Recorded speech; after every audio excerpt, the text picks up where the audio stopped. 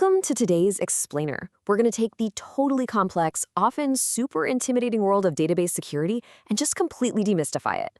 We're doing this by turning some very abstract, highly technical concepts into a relatable, step-by-step blueprint of a digital fortress. Think of this explainer as your ultimate study guide. If you ever had to answer a massive exam question on how to secure web data, this is exactly how you'd ace it. Okay, let's dive straight into our blueprint.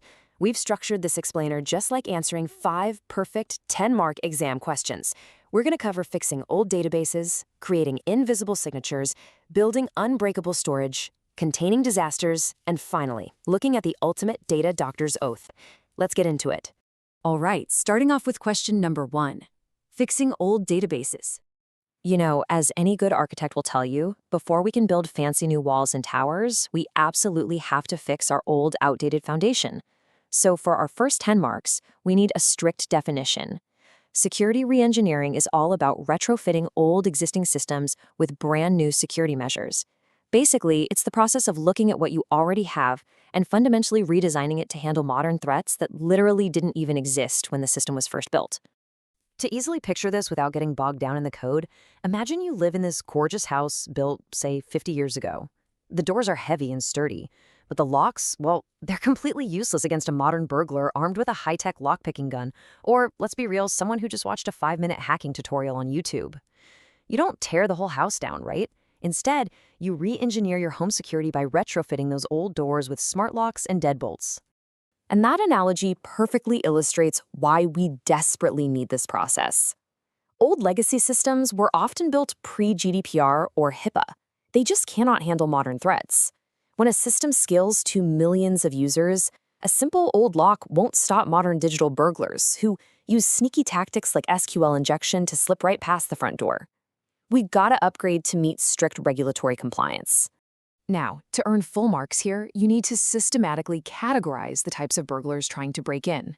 Security pros use what's called the STRIDE threat model. STRIDE stands for spoofing, tampering, repudiation, information disclosure, denial of service, and elevation of privilege.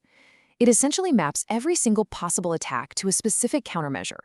For example, if a burglar tries spoofing, pretending to be you, the exact countermeasure is strong authentication, like requiring an MFA code from your phone. Moving right along to question 2, the invisible database signature. Let's explore a really fascinating scenario. How do we track our valuables if a burglar actually manages to break in and steal them? By definition, we're talking about database watermarking. This is a clever, highly technical technique of hiding secret markers right inside your data. It's done to prove ownership, detect if someone is copying your files without permission, and crucially, to track exactly where a data leak came from. Think of it like painting with invisible ink on a priceless masterpiece. Say you own a famous painting and you secretly paint your signature on the back in UV ink. If that painting gets stolen and suddenly shows up in some illegal underground auction, you just walk up, shine a black light on it, and instantly prove it belongs in your museum. Database watermarking does the exact same thing, but for millions of rows of data. Database admins have a few different invisible ink techniques up their sleeves. They can tweak the least significant bits, which is just a fancy way of saying they change the data so microscopically that nobody even notices. Or they might use distortion-based methods where they slightly alter numerical values. This is huge because it allows you to trace the traitor who leaked your data, since every copy can have its own unique, invisible watermark. Let's see how this builds into a formal process. To ace this part of the exam, you definitely cite the Agrawal and Shrikant model. It breaks down the exact 5 steps used to secure data this way. You select the specific rows or tuples to mark, choose the attribute, find the exact bit position, embed the watermark using a secret key, and finally, run a detection process to prove ownership later. And here's the best part. Without that secret key, the attacker literally cannot remove the watermark without destroying the data entirely. Halfway there, question 3. The unbreakable filing cabinet.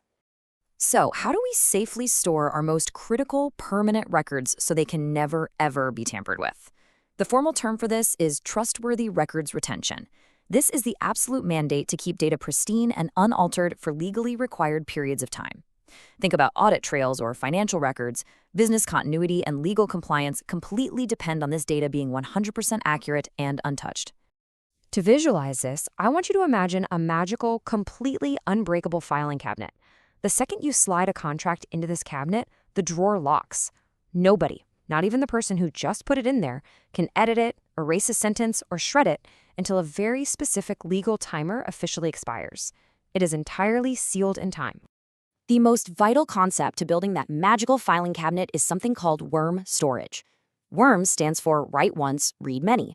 It means once the data is written to the optical disk or secure drive, it becomes physically or cryptographically immutable.